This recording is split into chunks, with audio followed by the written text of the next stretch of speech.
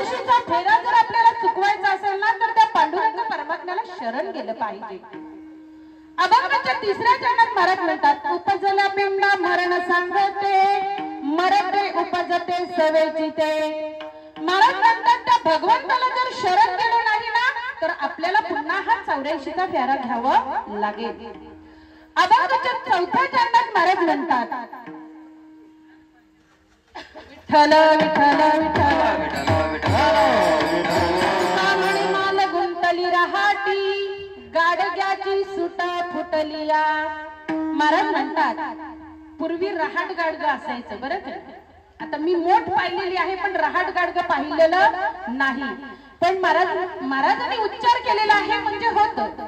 पूर्वी रहाट गाडग असायचं म्हणजे अशी 7-8 मडकी ती त्या रहाटाला बांधली जात असे आणि मग ती आडामध्ये सोडली जात असे. ती एकाला एक अशी माल गुंफलेली असत आणि ती आडातून म्हणजे विहीर, ती विहिरीतून वर भरून आली की ती खाली व्हायची, पुन्हा खाली झाली म्हणजे पाणी ओतलं पाटामध्ये की ती पुन्हा विहिरीमध्ये जायची. मग असं करत असताना एखादा जर गाडगा म्हणजे मडका दगडावर आपटून जर फुटला तर त्या गाडग्याच्या मालीतून तो सुटून जायचं बरं की नाही. आणि जर वाचला तर त्याला पुन्हा बांधला जात असेल. मग त्याप्रमाणे तुकाराम महाराज म्हणतात की आपण सुद्धा त्या पांडुरंग परमात्म्याला शरण गेलो नाही ना तर पुन्हा आपल्याला हा जन्म मरणाचा रहाट गाडगा असाच चालू राहील. विठ्ठल विठ्ठल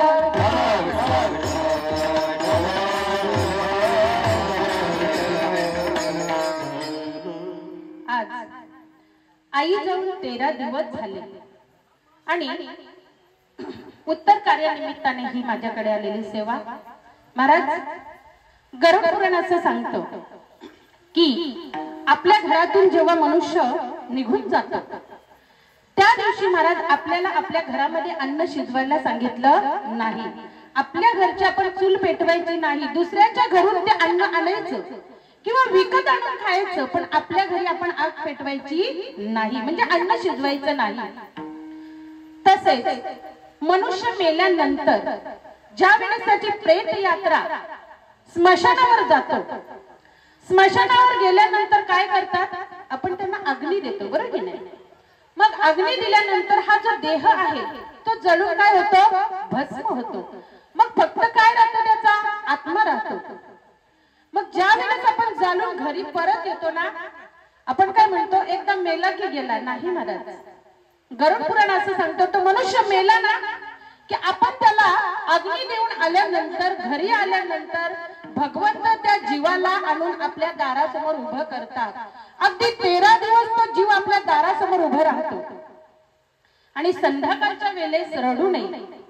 आपण रडतो पण रडू नये, कारण भगवान श्रीकृष्ण गरुड पुराणामध्ये असं सांगतात की आपण जर रडलो तर रडल्यानंतर काय होतं, आपल्या डोळ्यातून अश्रू येतात, तसेच नाकातून शेंबूड सुद्धा येतो.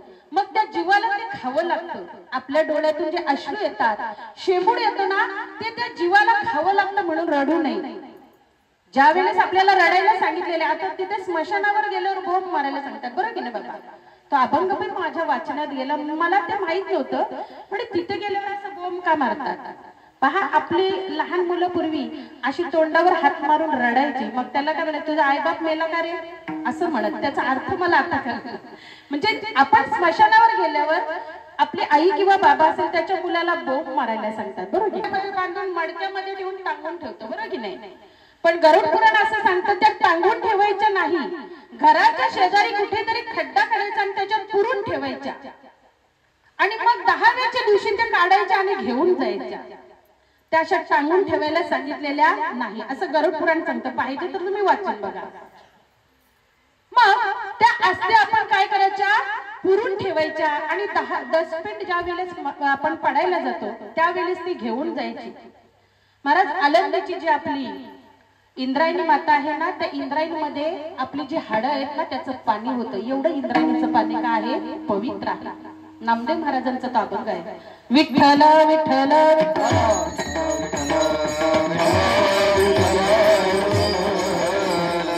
आणि महाराज पहा, आपण जर एकादशी आली किंवा आणखी काय जर आपला प्रॉब्लेम असेल तर आपण 10वा 13वा 11वा किंवा 12वा करतो, पण तसं करू नये. शास्त्रामध्ये असं सांगितलेलं आहे 13वा हा दिवशी करायचं. का बरं? त्याचंही कारण सांगून जातो. जर आपण 13व्या 12व्या दिवशी केला तर आपण तर 13वा करून मोकळे होतो, पण तो जीव तिथेच उभा राहतो. कारण भगवंत त्याला 13 दिवसातच न्यायला येतात. मग तो जीव आयुष्यभर आपल्या दारासमोर उभा राहतो. म्हणून कितीही प्रॉब्लेम असला ना तरी 13वा हा 13व्याच्या दिवशी करायचं. दुसरी गोष्ट, आपण ज्यावरून स्मशानावरून येतो ना त्यावेळेस आपल्याला एका दगडावर उभं राहायला सांगितलेलं आहे. आणि कोणतं पत्र ते लक्षात राहिलं नाही, तुळशी पत्र की काही हातात घ्यायचं आणि मग स्नान करायचं आणि मग घरात यायचं. तसेच आपण ज्या वेळेस अंत्ययात्रेवर येतो ना महाराज माऊली, आपण ती काय म्हणतात जाली असते ना, जाली ती आणली नाही तरी चालेल, पण गरुड पुराणामध्ये असं सांगितलेलं आहे एक तुळशी काष्ट म्हणजे वाळलेली तुळशी जर आपल्या घरा शेजारी असेल तिचा एक तुकडा जरी त्या जळणाऱ्या अग्नीमध्ये आपण टाकलं स्मशानामध्ये तर त्या जीवाला मोक्ष प्राप्त होतो. कारण तुळशी ही पवित्र आहे. पहा, एखादा मनुष्य मेला आणि तो जर मालकरी नसला तर त्याचा देह तसा नेतात का? नाही, त्याला तुळशीची माळ घालतात. कारण तुळशी माळ घातल्यानंतर हा देह पवित्र होतो. मग लोकांनी घालण्यापेक्षा आधीच घाला. विठ्ठल विठ्ठल विठ्ठल.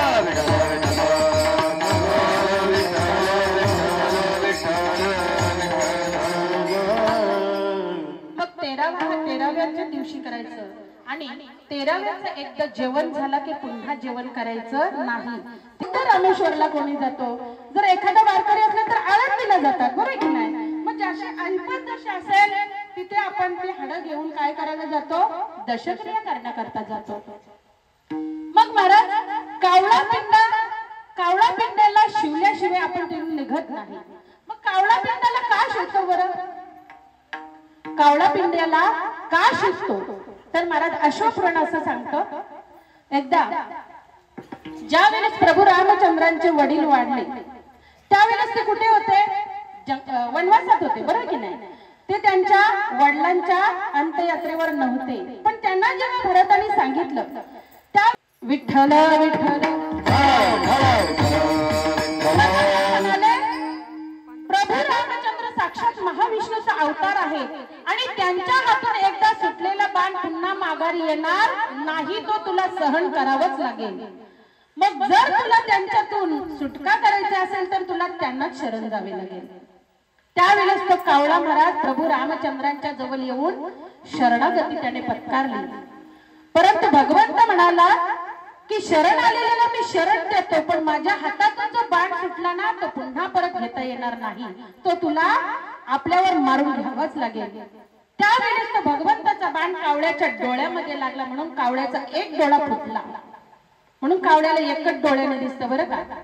आणि मग भगवंताने तो शरण आला, परंतु भगवंताने शाप दिला, इथून तुझ्या पुढच्या सर्व पिढीला एकच डोळ्याने दिसेल. परंतु कावळा शरण आला म्हणून भगवंताने त्याला उशाप दिला की आजपासून जोपर्यंत दशक्रियाच्या दिवशी जोपर्यंत तू त्या पिंडाला शिवत नाही ना तोपर्यंत त्या जीवाला मुक्ती मिळणार नाही. विठ्ठल विठ्ठल.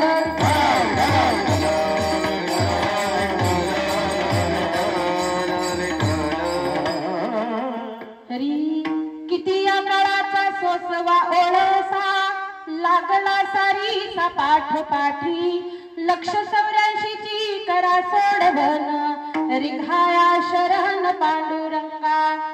तुकाराम महाराज म्हणतात की जन्माला येऊन जर जन्म मरणाचं दुःख आपल्याला सहन करायचं नसेल किंवा त्याच्यातून सोडवणूक करायची असेल तर आपल्याला त्या पांडुरंग परमात्म्याला शरण घेत झालं पाहिजे. एकदा की त्या भगवंताला शरण गेलो की पुन्हा आपल्याला जन्म मरण नाही. आणि जर गेलो नाही तर महावैष्णव ज्ञानोबा ज्ञानेश्वरी मध्ये म्हणतात हरी देहाच्या गावा आलिया जन्म मृत्यूच्या सोहलिया ना म्हणू नये धनंजया जिया परी. महावैष्णव ज्ञानोबा म्हणतात देहाच्या गावा आलिया जन्म मृत्यूच्या सहलिया ना म्हणू नये धनंजया जिया परी. जो जन्माला आले ना त्याचं जन्माचं आणि मरणाचं हे दोन्ही सोहले होती. म्हणजे जन्माचा आपला 12वा किंवा 5वी म्हणा आणि मेल्यानंतर 13वा याला नाही म्हणणं जमणार. नाही विठ्ठल.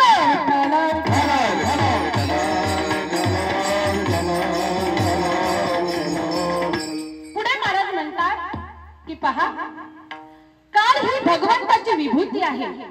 काल ही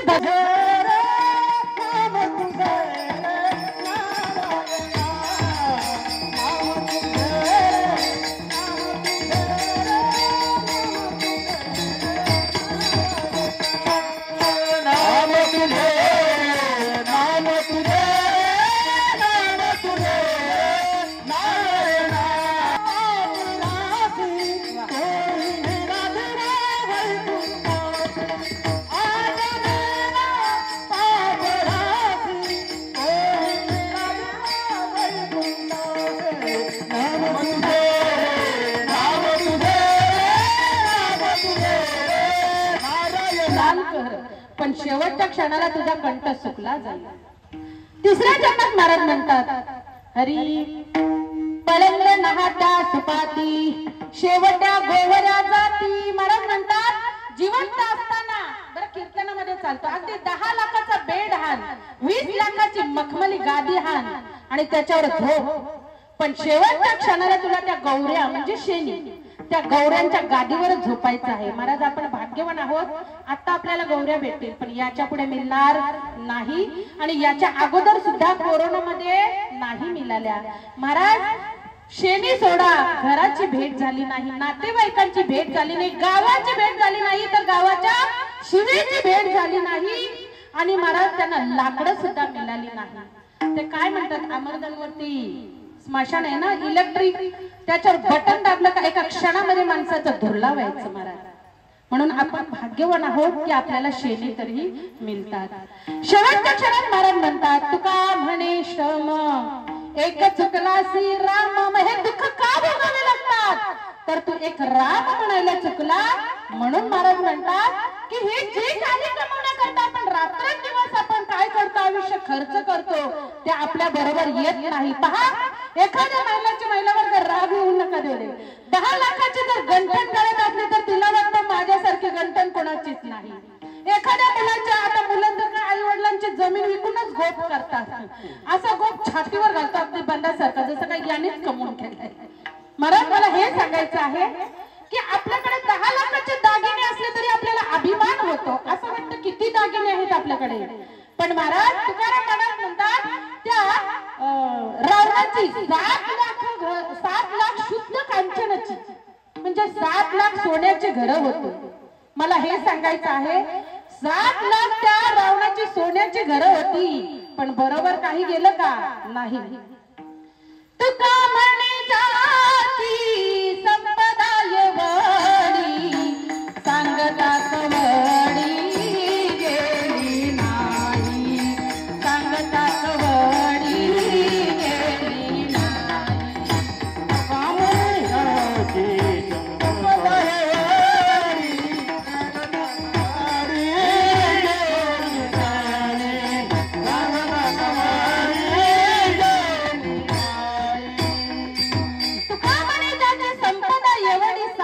कवडी गेली नाही. त्या रावणाचं काय गेलं नाही, आपलं काय जाणार आहे का नाही. म्हणून महाराज म्हणतात की भगवंताच्या नामाशिवाय आपल्या बरोबर काहीही जाणार नाही. तुकाराम महाराज म्हणतात, कळ येईल अंतकाली प्राण प्रणयाच्या वेली, राहतील निराली रांडा पोरा सकळ. महाराज म्हणतात शेवटच्या क्षणाला सर्व इथेच राहतील. मुलगा बायको अंगणापर्यंत, मुलगा स्मशानापर्यंत, नातेवाईक स्मशानापर्यंत. विठ्ठल विठ्ठल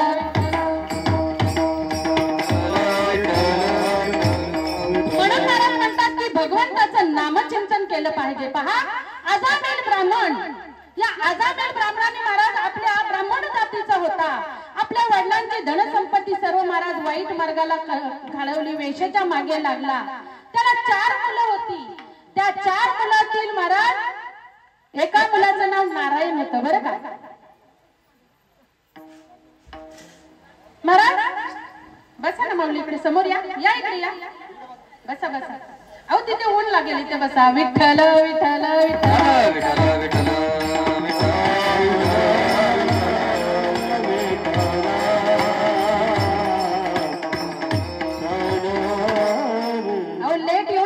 झाले तरी चालले मी सांगतो ना विठ्ठल विठ्ठल